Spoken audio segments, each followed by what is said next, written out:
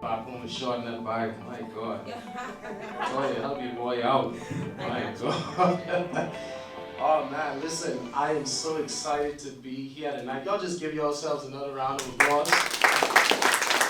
Awesome. Listen, Catherine has challenged you. Toya has informed you, and she has given you so many keys. And I am coming here to just cause you to put some brakes on this whole entrepreneurship thing to see if you really want to move forward with it before you go out there and jump off the ledge. And hopefully I'm successful at doing that, because if I did, that means I would have done my job effectively. All right? So, first thing I want to ask you guys before, and I'm just going to jump straight into it here for the sake of time. Show of hands if you aspire to own and operate your own business in the near or the distant future. Show of hands if that's you. Okay, that's quite a few of you. All right. Show of hands if you currently have a business idea, but you want to put it into action. You have an idea right now, but you want to put it into action. If that's you, let me see your hands. All right, that's a few persons. All right, good. All right, now show of hands if you currently have a business.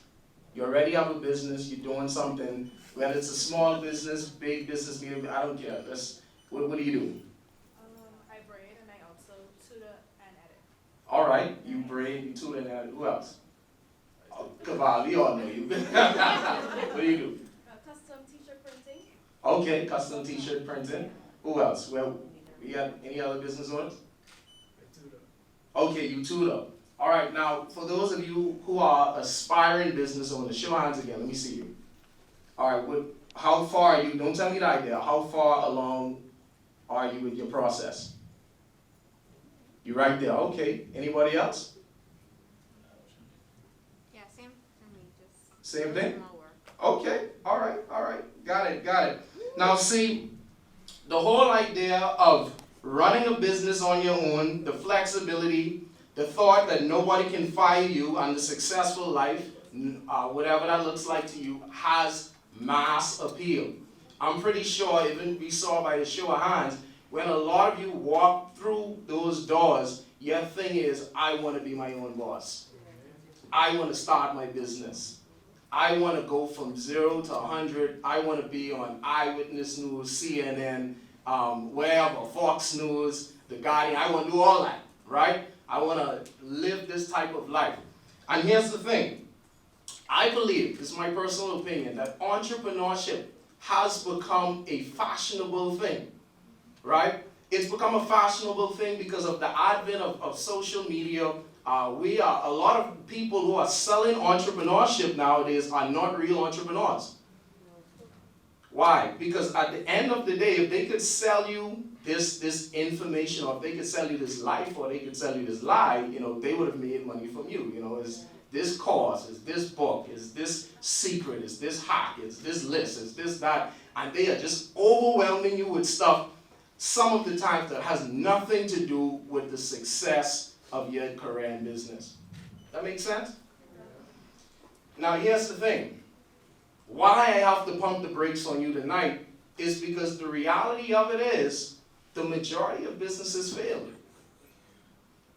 And without proper information and without proper preparation, you are bound to become a statistic.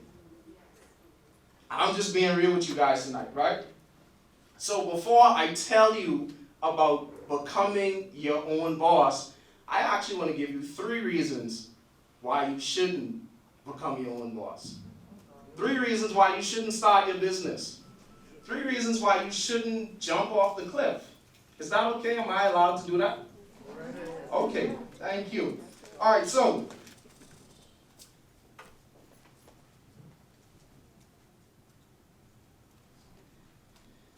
in today's business environment with social media and digital payments, graphic design, shipping, software, etc., it has made it no doubt easier to do business. And my first reason here is, the first thing I would tell you in why you shouldn't, we're pulling up a PowerPoint here so you can kind of follow along with me, right, and take pictures, whatever you want to do, is because it seems easy, right? Now, although it has gotten easier to do business, on the other hand, starting and growing a business is one of the hardest things that you will ever embark on. Why?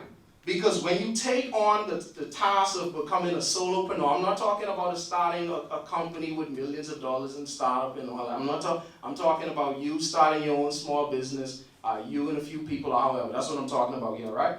So when you take on this task, I want you to understand that although you may be your quote-unquote very own boss, you're also your quote-unquote very own employee. Right? Which means that all of the ordering, all of the selling, all of the servicing, all of the marketing, all of the accounting, all of the delivering, all of the customer requests and complaints, and the list goes on and on and on and on, starts, and most of the time, end with who? You. Right? So, it's an organized chaos, and it has a form of art to it, and it has a form of science, and to be honest with you, only very few people actually do this at a high level. This is why it is so important, and both Catherine and Toya touched on it, to build a team. So if you think that all I have to do is start my Instagram page, post some nice pretty photos, get a lot of followers, go on Facebook and press boost, and then that's it, the money come raking in, you are so wrong. And if your reason for starting a business is because it's easy, I encourage you, go back, don't do it. Please, don't come to my table, give your resume up, please, right? Because I want you guys to know. And I'm being serious. People have put, savings on the line. People then go and finance these businesses. They then do all sort of crazy stuff just to find out, boy, this ain't what I thought it would have been. Wow. So like what I said, I'm kind of here to discourage you first before I build you up. Here's the second thing. Second reason why you shouldn't just go off and start a business. It's because you have an idea, right? I have a great idea, and having a great idea is one of the most misleading things that can happen to you as an aspiring entrepreneur. I have a great idea. All this water just come down, and I think that if we just go in the street and we get like these 5-gallon buckets from Kelly's, and if we pour them out, I really think that the government could give us a contract for buying wood, Great idea. I just made that up, by the way, right? But here's why I say that. Because I see a lot of people get infatuated with a great idea without knowing the importance of a great plan. So a famous passage of scripture puts it like this, right? And y'all bring all the church people here tonight, so y'all gonna get these scriptures. Habakkuk 2:2. Write the vision, y'all notice, and make it plain, so that whoever see it would be able to do what? Run with it. I want y'all to write this down. Without documentation, there's no manifestation.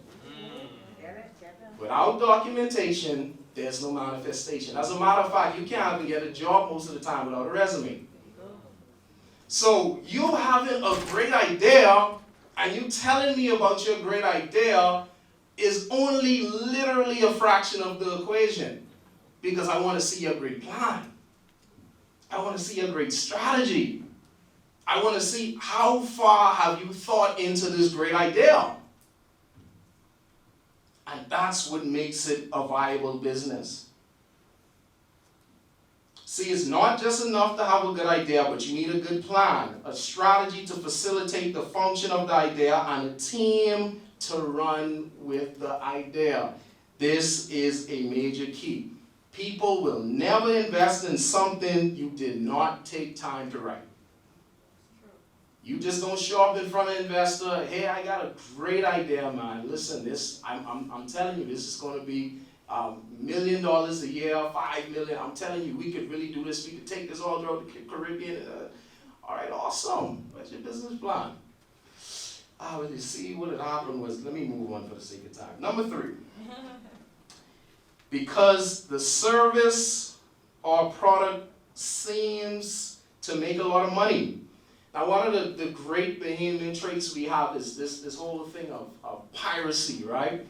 I don't know if y'all remember, it was one original 99-cent breakfast stand. Y'all remember that? Yeah. Back in the day? Show your age. Y'all remember that? It was the graduates or graduates to be might not remember. Show your hands, man. I want to see you. Yeah. My friend over there, she don't. But I remember it was like one particular one, right? I think it was not too far from here. Am I correct about that? Okay, yes. One particular one, and then everybody said, boy, look like this bombing, this idea, this what we gotta roll with. And then they just started popping up all over the place. And you know, everything was 99-cent breakfast, just like how we call all dishwashing liquids Joy and all cereal. Yeah, everything was 99-cent breakfast. Now, and we do the same thing with a lot of other industries. Weave seems to be making a lot of money, so I can just go ahead and sell weave. Liquor seems to be making a lot of money, so I can just go ahead and go get one liquor license, right? I'll open up a bar. See, there's nothing wrong with entering a market where there's competition or doing something with your own spin, but if that's your only evaluation, your only reason for starting a business is because it seems to make a lot of money, my friends, that is a poor evaluation. Understanding your market, your competitors, your business model, your customers, and the seasons and the other factors, just because something seems to be profitable does not mean it will be. You have to know your numbers. You have to know your numbers. Where's the accounting firm? Show hands. Where's the accounting firms? We had an accounting firm. They in the back there? Okay, they somewhere in there. Okay. You want to write this one down. You can't grow what you don't know. You can't grow what you don't know. So many times I sit down, I talk with small business owners. I mean, you are in the business every day. You ain't know how much money you spending. You ain't know how much money you making. You just doing. 15,000 followers on Instagram. You popping. I mean, you just all over the place. You got all the Bahamian celebrities wearing your stuff or buying your stuff. And I mean, you just got it going on. And you literally run the business in the ground because you did not know where you was going and where you was coming. You just was out there making decisions, right? Some of y'all may be familiar with the popular show Shark Tank. How many of you have ever watched that before? You go on Shark Tank, one of the quickest ways not to get money from them, don't know your numbers.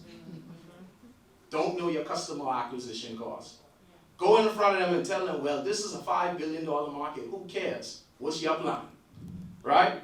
So I want you guys to understand that you should not just start a business because it seems like it's going to make a lot of money. Right? Even one of my businesses, we have a wholesale business, and you know, it would seem like you see the invoices, it's a lot of money. But the margins are thin. It's small. If you just judge it from the outside looking in, man, I'm supposed to be a millionaire. But out of $100,000, you might only keep 10. But that's knowing the business, right? Now, we talked about the 3 reasons you shouldn't start a business, and there's way more. I can give you a whole list of them. But for the sake of time, let's go into the 3 reasons why you should become your own boss. Way shorter. Here's the first one. And a lot of what I'm saying is kind of counterintuitive. This is not anything. I think Toya said that Catherine said you don't give people something they could go find on YouTube. Yep. All right? So I pull these things down off YouTube. I'm talking from my own experience here. And here's the first one. Okay. Here's the first one. You don't have any money. Now that may sound strange. You're telling me I should start a business because I don't have any money. Boy, listen, you boy, Shaquille, you strange. I don't know what church you come from, but y'all need to, you know. But here's the thing. Believe it or not, if you lack financial resources, especially as a student, you're actually poised to start a business. Don't talk yourself out of it because you don't have funding. Right? Think about this. In the beginning. Y'all know where I'm going with this? Well, y'all repeat it. Let's even in Sunday school. Uh-huh. And what was there? It was nothing, right? So here's the thing. God is already giving you the blueprint. He's already giving you the blueprint. You may say, well, I ain't got nothing. My family ain't got nothing perfect. You got the perfect criteria to get started. You talked about Shark Snacks. You read it in my bio. When I started that in school, I literally had no money. It was one guy, he was selling gum, and he was selling the pack of gum. He was buying them from Thompson Trade at the time, right? And he was selling them, and I was like, man, I don't have no money, but I need to make money. I need to find out a way to get a cut in on this. Now, how do I do this? I ain't got no money. My parents didn't give me no money to talk, but I don't buy and sell gum, right? And I went to him and we cut a deal, and I said, hey, you selling your class? I sell in my class, right? You give me a percentage. And after about 2 days, I was like, okay, buddy, thanks for the job opportunity. I don't need you anymore. I have whole $8, right? And I went and buy my own pack of gum. Then the second day, I bought 2 packs of gum. Then the third day, I bought 2 packs of gum again. Then the fourth day, I bought 2 packs of gum and the Lifesavers. Now, I was saying something because he only had gum. I had Lifesavers, right? And then I kept going, and every day, and the whole thing was doubling the money, doubling the money, doubling the money, doubling the money. And the business literally got to a point. I was in school. I had 4 different sales agents, junior school and high school. I had 4 different sales agents, and I never sold no candy myself. Everybody knew I was selling the candy, but they never saw me selling candy. They're like, how is this guy doing? I even paid someone to go to the shop for me. Right? I was in basketball practice. I was still on the honor roll. I was doing all these things while making all that money in school, which I wasted, by the way. Poor financial decisions, right? And the whole point of that was I started it literally with nothing. Here's the point. We often hear that it takes money to make money. You ever heard that before? Show hands, you ever heard that before? Okay, y'all heard that before. Write these ones down. It takes time to make money. It takes energy to make money. It takes education to make money. That's what y'all doing. It takes skills to make money. It takes leverage to make money. My leverage was I sell for you, I bring you back the majority of the money, and I keep the money. Well, he wasn't doing good math, right? Because I told him 40%, he accepted it. But anyway, that's another story. But it takes leverage to make money. It takes recognition to make money. It's something called the law of recognition. It takes focus to make money. It takes network to make money. It takes creativity to make money. It takes credibility to make money. It takes faith to make money. If money is the only thing you know how to make more money from, you will always be limited. Because you will never have enough to go to the next level. That's why you have to use the list that I just gave you, and there's more things. You use that, and you use those things to leverage more opportunities. Make sense? I want you all to think about this. One of the biggest transportation companies in the world right now is called Uber. They don't own cars.